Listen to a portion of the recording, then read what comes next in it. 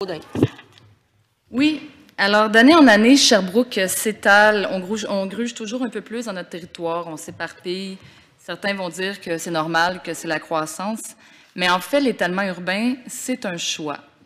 L'étalement, c'est d'occuper toujours plus de surface à un rythme plus rapide que la croissance démographique. Et c'est ça qu'on voit à Sherbrooke. Les gens achètent dans les extrémités de la ville, là où ils où ils n'auront pas le choix de prendre leur voiture à tous les jours, parce que c'est là que les maisons sont moins chères. Mais le coût pour la société, lui, y est élevé.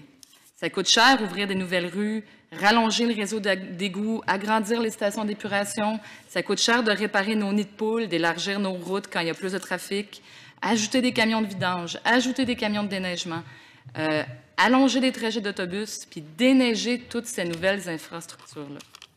C'est démontré, les taxes de ces nouvelles maisons ne suffisent pas à couvrir tous ces coûts supplémentaires. Ce que ça veut dire, c'est que ce sont les personnes déjà établies qui payent pour ça, et moi, je trouve ça un peu inéquitable.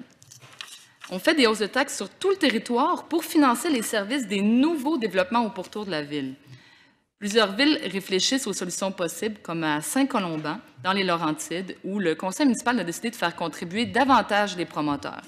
Alors maintenant, quand ils font une demande de permis de construction, ils ont un montant supplémentaire à payer qui va dans un fonds spécial qui sert à financer la croissance des services municipaux et les infrastructures municipales. C'est une première au Québec depuis que les pouvoirs ont été accordés aux villes en 2016. Donc, félicitations au maire de Saint-Colomban, Xavier Antoine Lalande, ainsi qu'à tout le conseil municipal pour cette initiative. Et j'espère que ça va faire des petits et qu'à Sherbrooke, on va s'en inspirer.